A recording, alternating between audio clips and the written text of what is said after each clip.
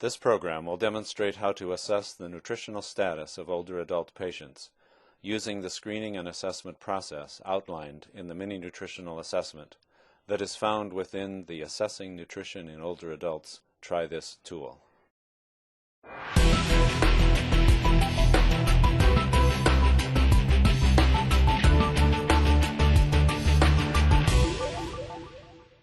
Mr. Alpolik is a patient of Dr. Parker. He's going to be admitted to our unit for a left total knee repair. He's 83 years of age. He has a past medical history of right total knee repair, hypertension. He is hard of hearing. He has a lot of difficulty walking. He has a history of vertigo and hypercholesteremia. He has a very sick wife. His wife has a history of DVTs and PEs. She's on dialysis. She also has Alzheimer's. He's responsible for the cooking. He does the household chores. He's also responsible for transporting his wife back and forth to her dialysis appointments, which are 3 times a week, and also all of her medical appointments that needs to be done. My name is Roseanne DeMaria, and I'm a nutrition support nurse, and I'm working with the nurses on this floor to help them learn how to administer the tool. Okay. Is it okay if I stay here? Yeah. Super. Okay. Do you mind if the Delaware Technical Community College students come in and listen? This will be a great opportunity for them to learn how to use the assessment tool. Sure. I have to speak up sometimes because I don't hear something. Okay. Sometimes that's all. Thank you very much. Okay, so I'm going to ask you a series of questions, and it's going to regard your food intake. Okay. So first of all, have you eaten less than normal over the past 3 months? I've probably eaten a little less than normal. Okay. Is it because of a lack of appetite, or is it any chewing or difficulty swallowing? No, my wife's eaten less. So I've been cooking less. That's all it is. Okay. Because she's eating less, and so now I don't have to eat more. Okay, so basically you're cooking less because Yes, yep. she's eating less. Yes. Is that correct? Okay. The other question, have you lost any weight over the last 3 months? Like, Yeah. are your clothes loose? Yeah, I lost probably 5 or 7 pounds, but that's just because I guess my pants are loose around the waist. Okay. All right. Are you presently able to get out of the bed or chair, or are you able to go outside? I can walk around. Yeah, I can get out of bed. Nothing. The only thing is when I stand a long time, that really hurts. So I usually use a cane if I have to. Okay. Have you suffered any bereavement, any loss lately? No. Okay. Have you recently moved from your home? No. Okay. And have you been unwell lately? Have I been sick? Yes. No. Mm-mm. All right. Would you say that you've been depressed lately? No. Not at all. Okay. All right. So I have your weight and height from your chart, so I don't need you to give me that information. Are you presently living at home or in a nursing home? No, at home, the house. Okay. Do you take more than 3 prescription medications a day? Yes. I take 2 water pills for high blood pressure, and I take another one that's not generic. I don't know what it is. I take a cholesterol pill, and I take a potassium pill every day. I have to take a potassium pill. Then if I feel dizzy, I take one of these pills. I don't know what they're dizzy pills. Okay. And were you taking anything for your pain? I take ibuprofen whenever my knees bother me, which is most days. Do you have any bed sores, pressure ulcers on your skin Nothing. anywhere, elbows, back of your heels, anything like that, buttocks? No. No. Okay. How many full meals do you eat daily? Basically just one full meal. Then maybe snack at night, soup or a sandwich or something. Is there any reason why it's just 1 meal a day? It's easier on me. I just cook the days we're home, and then the days where I have to take my wife out. We usually go out to a restaurant, and she's okay. And we go out to eat because I don't know if she's going to be okay to eat. She doesn't eat that much. You can't eat when somebody else isn't eating. Okay, so what about breakfast? We never ate breakfast because when I worked, I used to have to get up early and My wife was, to take care of the kids, so I just got out of the house. So, if I'm not mistaken, you say you don't normally eat breakfast anyway. No. You never ate breakfast. No. And sometimes you eat a large lunch. So if you don't eat a large lunch, what do you do for dinner? Would you eat a dinner if you don't eat lunch? Well, the day we go out, we don't eat until supper time when I could go to the restaurant. I don't eat anything all day. I'm not hungry. So you don't eat anything from the night before No, on the no. days Oh, that I take a banana or I eat an apple or something else. So you have a little snack, but you don't have a full meal until No. after she's done with No. dialysis. No. Okay, thank you. Good. Do you consume at least one serving of dairy products a day so far as milk, yogurt, or cheese? I just take the milk in my coffee or tea when I have it, and then if we have sandwiches, I like ham and cheese. We have sandwich at night, a sandwich. Okay. So how many servings would you say of legumes and eggs that you eat a day? Well, eggs maybe. Like last night we had eggs for supper. So maybe once, how often during the week would you say you eat eggs? Well, it's every 2 weeks. About every 2 weeks we have eggs, maybe. Okay. Okay, how about beans? Very rarely. Rare. Okay. So far as meat, fish, and poultry, how many times a day would you say you eat that? Every day. Every day. Every day. Okay, that's good. Would you say that you consume 2 or more fruits or vegetables per day? I'd say on the average, yeah. Oh, yeah, every day we have vegetables. So every day you have vegetables. How about fruits? Fruit, too, yeah, bananas or apples. Whatever in season. Okay, so Whatever seasonal fruits. Whatever on sale. Okay. How much fluid would you say you drink per day so far as juice, water, coffee, tea? I drink 1 cup of coffee in the morning and about at least three teas during the day. Any water? No. No water. How about juice? Any orange juice or Yeah, cranberry if it's on juice? sale and I buy it, we have orange juice once in a while. Okay. Now, the other question I have for you is how well nourished would you say that you are? Well, would you say you're poorly nourished, you're uncertain, or you have no problems? I have no problem. I eat good. And I take 3 times a week. I take a vitamin pill. Okay. And my wife's vitamin pills. Good. All right. The other question is, in comparison with other people of your age, how do you consider your health status? Good, Okay. So. except for my legs, Okay. my eyes, my ears. Okay. And how well do you feel? I feel good. Feel good. All right. Mr. Pollack, that's all the questions that I have to ask from you right now. But I do have to take a couple measurements. I have to take one of your arm and one of your leg, and for that I'll need you to sit on the side of the bed. Yeah, I can sit up. I have no problem. Mr. Pollack, the next part of the assessment, we're going to measure some arm circumference and your calf circumference. And it's very simple. It's not going to hurt. And what I'm going to explain to you what Chantel is going to do. She's going to take, are you a right-handed person or a left-handed? Yeah, right-handed. So we're going to measure your arm circumference on your left arm. And what she's going to do is measure from the tip of his shoulder to his elbow, okay? Measure this part of the arm. We're going to roll his sleeve up, thank you, like such. All right, we're going to find the landmarks. We're going to find the midpoint. Do you mind if we put a little ink on you? No. We're going to mark with a pen the midpoints of his upper arm, and then we're going to measure the circumference. Do I Okay, make a and muscle? record that. No, just No? rest. So you want the bony point of the shoulder to the bony point of the elbow. Okay. And then we're going to mark that midway. Mm-hmm.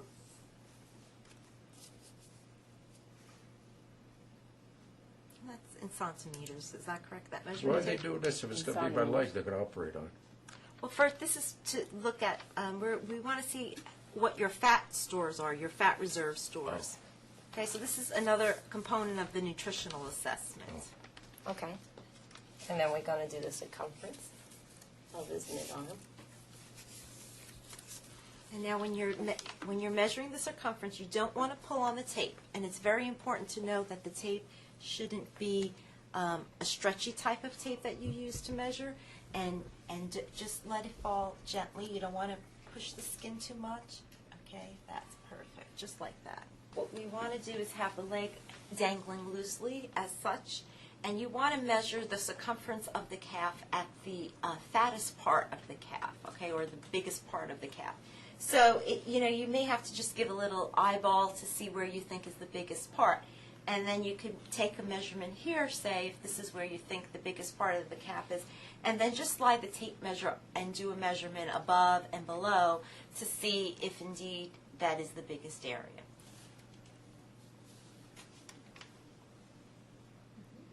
And then I'm going to go a little bit above just to make sure. And then I'm going to go a little bit below just to make sure it was in the middle. And it is definitely smaller down there. So mid-range was approximately here. Okay.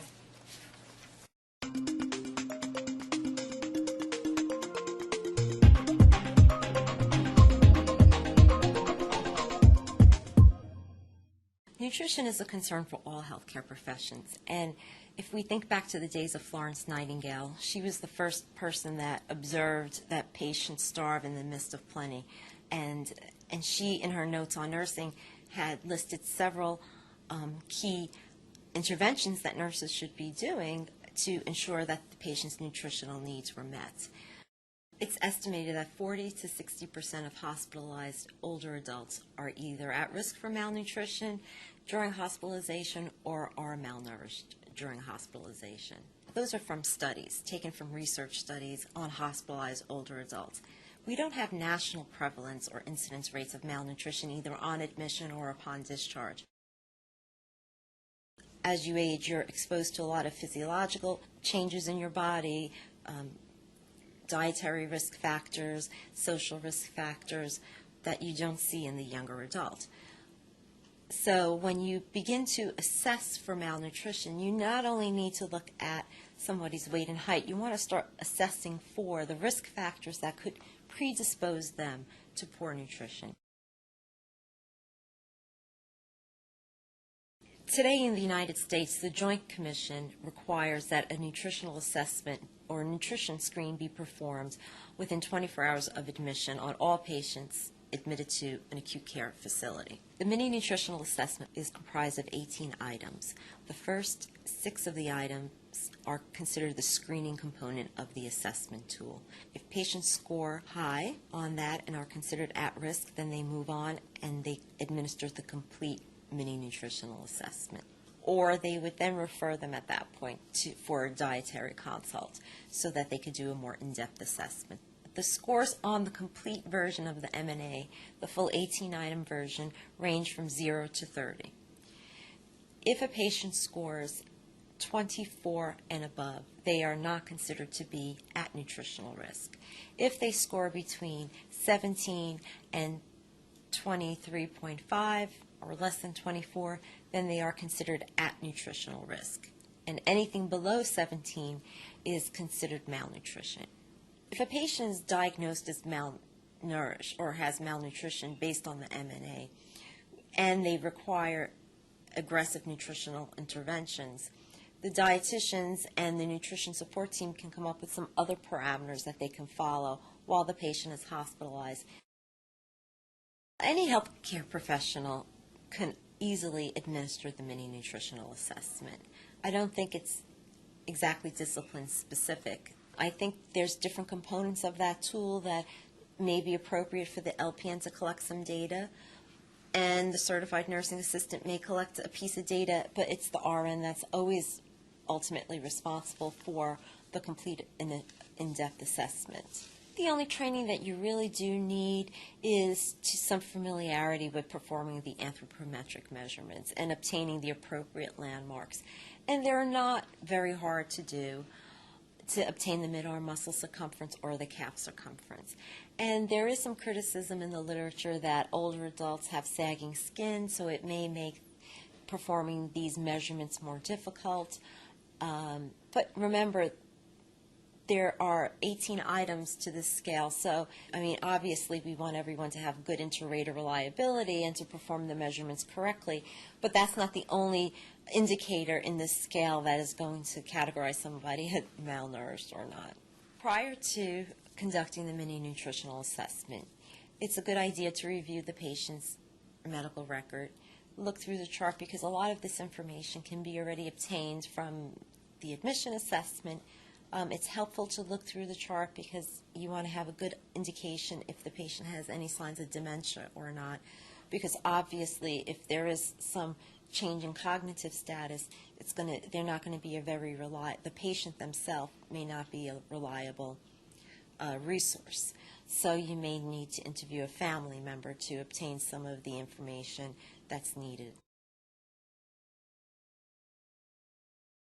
In order to calculate BMI, you need to know the patient's current weight and you need to know their current height. And it's not self-reported weight or self-reported height. Now, weight is much more easier to obtain. There's scales everywhere you look in the hospitalized setting in the United States, but height may be a little bit different. And patients really need to actually have their height or their stature measured when they're admitted to the hospital, especially in the older adult, because there is this there is a shrinking or height decreases over time in aging. Now, for those that can't stand erect, there are surrogate measures. The literature talks about using knee height. Now, in order to obtain a knee height measurement, you need a special caliper. Some units may have them, some units don't. Another alternative to measuring knee height is using arm span, and that's the cheapest way to go because you don't need a special caliper. And you then take that measurement and you put it in an equation, and then you substitute that measurement for height. Viewers are interested in learning more about assessing nutritional status. There's several resources that are free and readily available. The American Journal of Nursing has a companion article on their website to this video in the Try This series, as well as a new look at the old series. And there is an article that specifically looks at malnutrition in the older adults. So if you would like more background information, and there's a video as well that goes along with that. The Hartford Institute at New York University's College of Nursing website has a lot of online resources for the practicing nurse. The mini nutritional assessment has its own website, and there's a lot of helpful information about how to use the tool. The M&A has been translated into other languages, and the translations are available on that website. And there is also information about guidelines as to how to communicate the results to patients.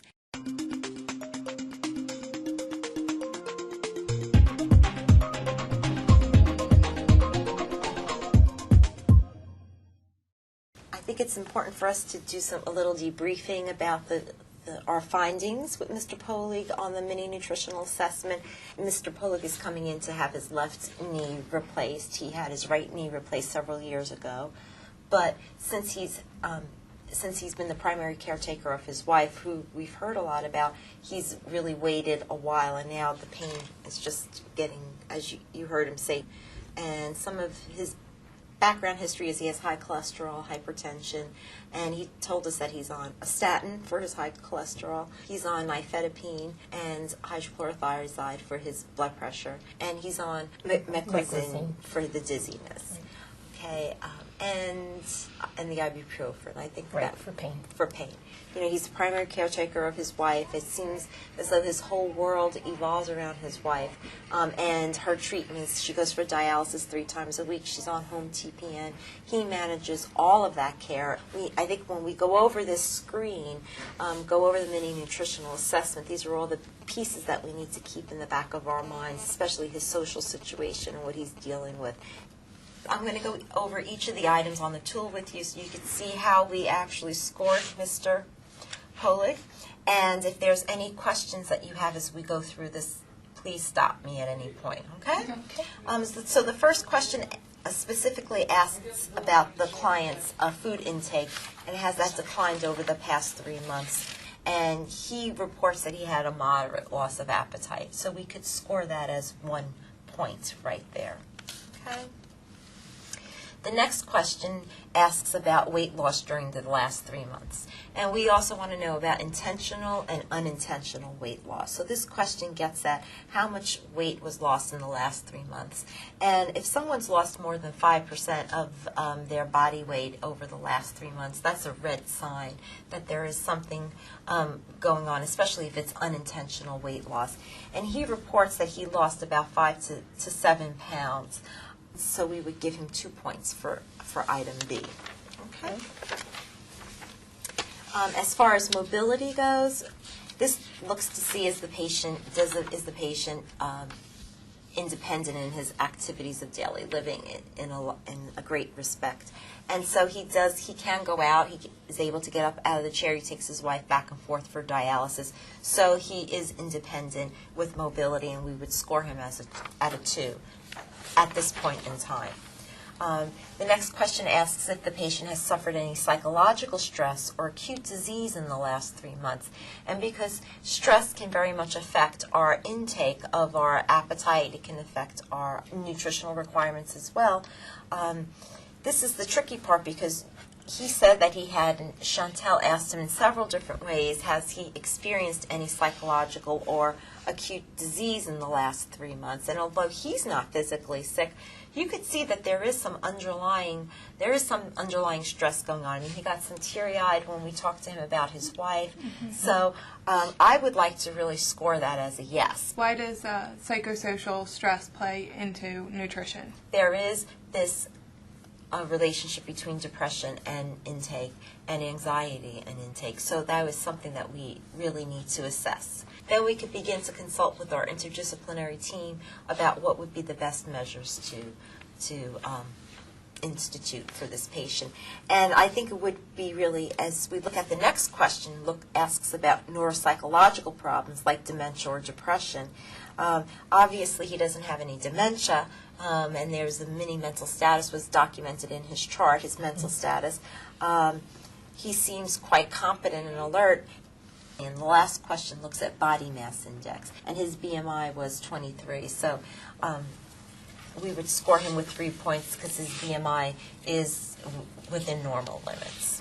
Okay, so if we added up those 6 items of this initial screen, we would come up with 11 points. And that means that if a patient scores 11 points or less, you need to continue on and complete the full mini nutritional assessment, the remaining 12 items. And that's what we indeed did. The second half of the tool... At this point, the team continues to review the scoring of the second part of the assessment. Mr. Polig's scores on this part of the assessment are as follows.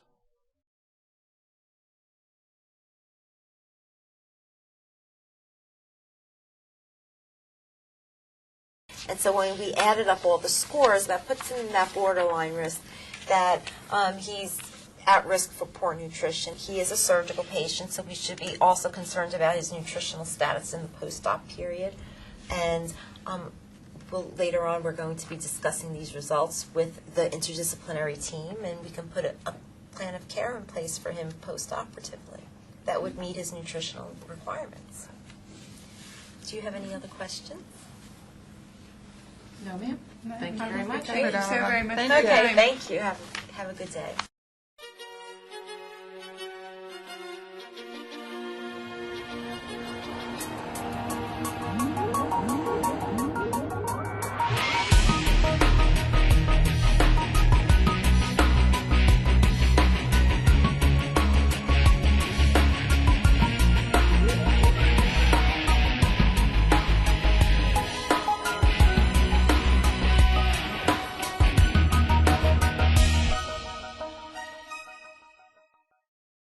Assessment with Mr. Polig, he informed us that his largest meal of the day is lunch, and basically his meal is based around his wife's condition and the way that she feels. Is that correct? Right.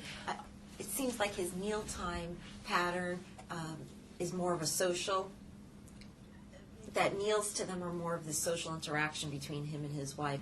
Some of the things I might suggest to him would be, once he's recovered, taking a day that his wife does not have dialysis and making it a social event with her in the kitchen, have her sitting there with him while he prepares some bulk meals for the week, to store for the week. Another possibility would be for the two of them to be able to get out to a social center, a senior center for meals.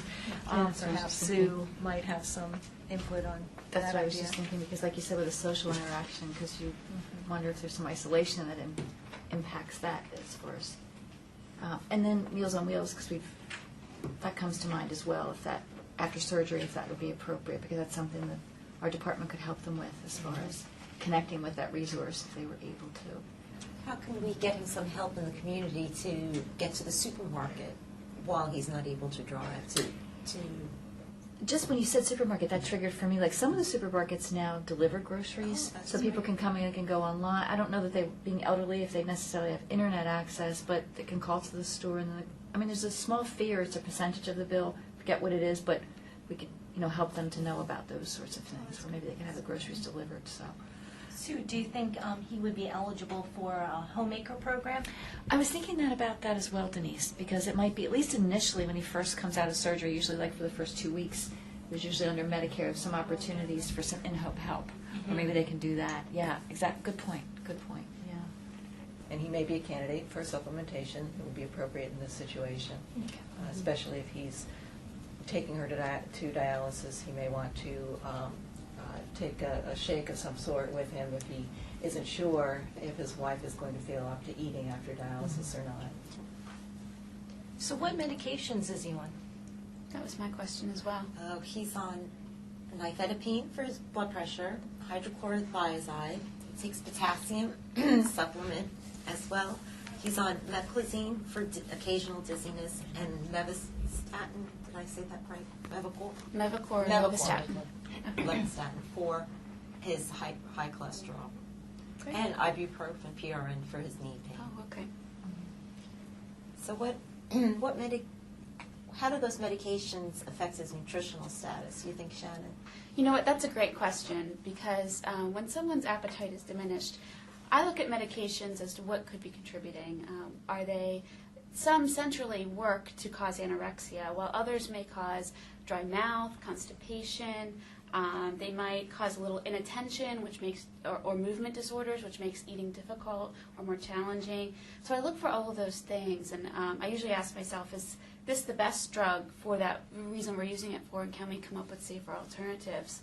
For this gentleman, I would ask, does he need the meclizine? It is quite anticholinergic, can cause a lot of dry mouth. We might want to ask him if he's having dry mouth and if that's impacting him at all. And then the blood pressure medications might cause a little dizziness.